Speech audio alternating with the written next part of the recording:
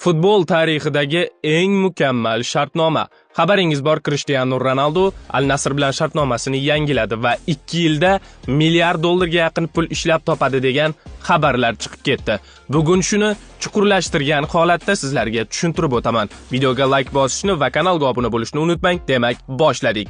Uning 1 yillik maoshi bilan tanishamiz. Yiliga 226 million 857 ming dollar, ya'ni so'mda 2 trillion 850 milliard 69 million so'm bo'ladi. Oyiga 18 million 886 ming dollar, haftasiga 4 million dollar, kuniga 620 ming 290 dollar, soatiga 25 ming dollar, minutiga 424 dollar, sekundiga 6,45 dollar. Har bir gol uchun 80 ming funt sterling bonus, har bir assist uchun 40 ming funt sterling bonus. Agar Al Nassr Saudiya Pro Ligasini yutsa, Ronaldoning o'ziga 8 million funt sterling bonus beriladi. Mabodo Ronaldo oltin butsani qo'lga kiritadigan bo'lsa, yana 4 million funt sterling bonus. Va xabaringiz bor, Ronaldoning shaxsiy samolyoti bor.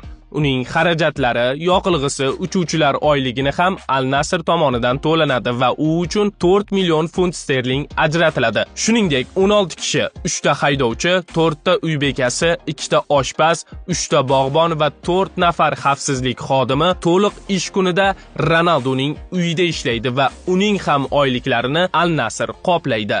Siz bu videoni ko'rguningizcha u 800 dollarga yaqin pul ishlab topdi. Xo'sh, sizningcha futbol tarixida bundan ham mukammalroq shartnoma bo'lishi mumkinmi?